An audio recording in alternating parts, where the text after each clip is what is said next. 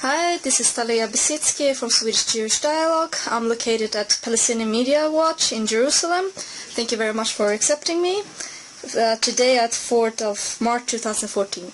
So please introduce yourself and what is your role at Palestinian Media Watch? My name is Itamar Marcus and I am the director of Palestinian Media Watch. So tell me about Palestinian Media Watch. Who are you? What are your goals? What do you do and how do you do it? Palestinian Media Watch was founded in 1996. It was a few years after the Oslo peace process started.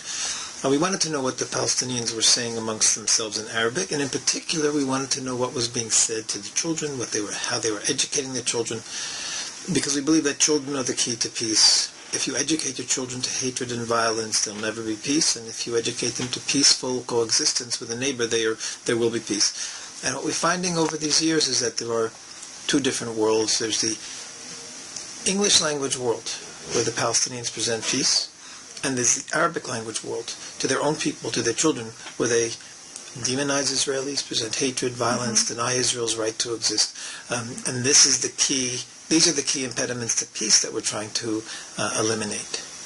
Okay, I see. So, but who are at Palestinian Media Watch? If I understood correctly, you all speak Arabic, or they're from Arabic countries or families here at your office? We have 8 translators who are Arabic specialists. One of them was born in Egypt and moved to Israel a few years ago. The others are experts with university degrees and army intelligence experience. And we go through the Palestinian official newspapers, official television programs, and we're not just studying the media, we're studying the whole society. We're studying sporting events, culture. So when we see sporting events named after suicide bombers, which we've seen many, many times, sporting events named after Dalal Mughrabi, who killed 37 in a bus hijacking, sporting events named summer camp, named after people like Wafa Idris, the first suicide bomber, first female suicide bomber. These are all things that are telling us about the society, about the culture, about the leadership, the messages and values that they're giving to their people. It's much, much more than just a media watch. It's really a society watch. It's a leadership watch. Okay, so what is your policy?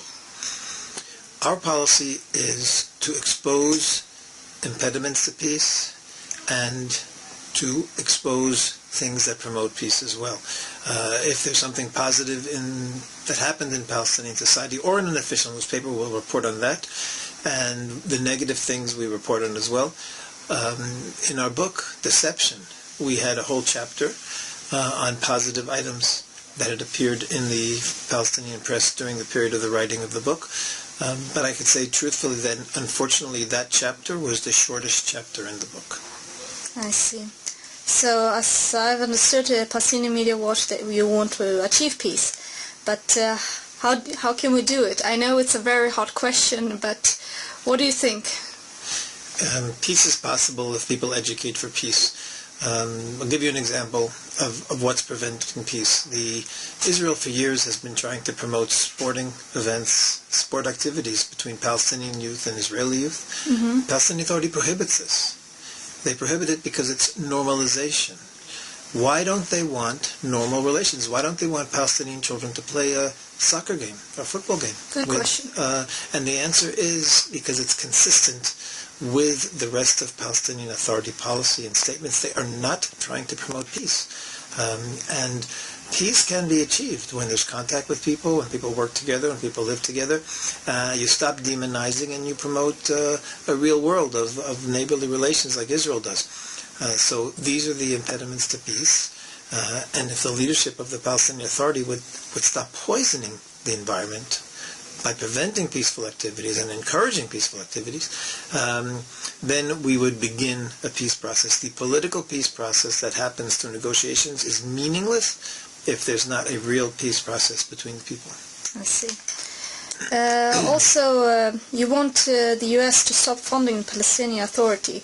So I was wondering, why are they doing this? Don't they know what the Palestinian Authority used the money for, or they got the wrong picture? I mean, what do you think is the reason? we want European countries, we want Sweden, the United States, everyone who's involved in funding the Palestinian Authority to make sure that their money isn't going to the hatred. And right now, people who give money to the general budget, that money is going to pay salaries for terrorists in prison. It's paying salaries to terrorists who are released from prison. It's paying the salaries of the Minister of Prisoners and his whole staff who are constantly glorifying terrorists. It's paying salaries of people who work on Palestinian television, who are teaching children that Jews are the descendants of monkeys and pigs.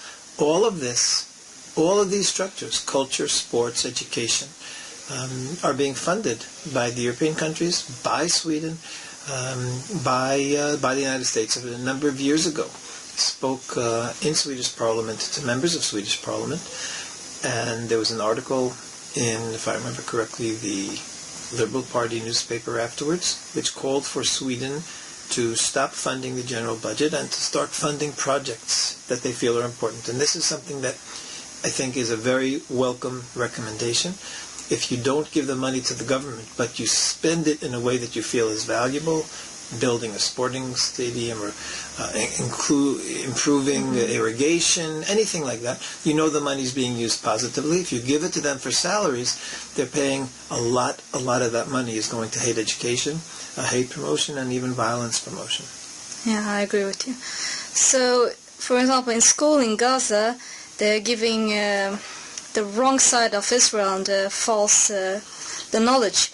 Who is behind this? By the way, there is a myth that the problem is in Gaza and it's the Hamas. The problems are just as bad in many respects in the Palestinian Authority in the West Bank, which is run by Mahmoud Abbas, who's supposed to be the moderate.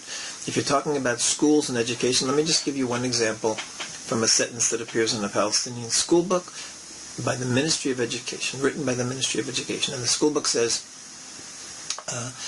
the Palestine's war ended in 1948 with the greatest catastrophe in history when the Zionist gangs stole Palestine and created the so-called State of Israel. So, Palestinian children, all throughout the Palestinian Authority, mainstream education, Israel has no right to exist because Israel is a theft.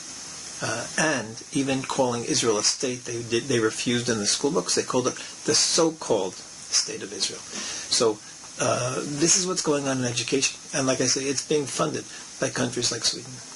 Yeah. Okay. Could you tell me with whom do you cooperate and who do you support? We cooperate with members of parliament in many, many countries. They're interested in knowing where their money is going. They're interested in having peace. I know that last year there was a proposal in Swedish Parliament to actually cut funding from the Palestinian Authority completely until they stop giving money to terrorists. I know the proposal didn't pass. We work with members of Parliament from every party, left wing, right wing. We are, because anyone who understands that our message is really just peace education, just peace promotion, has no problem working with us. And that's why we've been very successful with, like I say, people both on the left and the right. We've had press conferences with people like Hillary Clinton when she was a senator. And we've had with Republicans as well. And likewise from Sweden, we've worked with members of the different parties. Mm-hmm. So after all this talking about this hatred, are they linked both to anti-Semitism and anti-Zionism? Palestinian hatred is absolutely linked to anti-Semitism. When they teach on television, an official Palestinian Authority television, owned and controlled by the Palestinian Authority, when they teach children that Jews are Satan, through music and poetry, when they teach that Jews are descendants of monkeys and pigs, then they teach that Jews are the enemies of Allah. All of these are examples that have happened in the last year and a half on Palestinian television, educational programs and cultural programs for children. Then it is definitely anti-Semitism based. And a lot of it is the worst kind of anti-Semitism. It's religious-based anti-Semitism. If you teach children that the Jews are the enemies of Allah, then there is no solution, because Israel could change the borders. Israel could even disappear. But if Jews are the enemies of Allah, then they're going to be hated no matter what they do. And this is the message that the Palestinian Authority gives to its people and gives to its children as well. Now, during your career, I'm curious, do you have a story to tell us? There are many interesting stories and of work, especially in foreign countries and with members of parliament from around the world. I don't know exactly what you mean by a story. Something interesting that hit you, or maybe you noticed something in the media that they were saying was totally a lie, but mostly they are all the same, that Jews are monkeys and pigs. Yeah, I'll give you an interesting example of a story that of the opposite of what we call a positive story, which also has, there was an article about, I think it was last year, a Palestinian wrote that he got a flat tire when he was driving his car, and an Israeli stopped by to help him. And he told the Israeli that he had a flat tire, and his spare tire also was flat, so he couldn't switch it. Thank you very much for your time.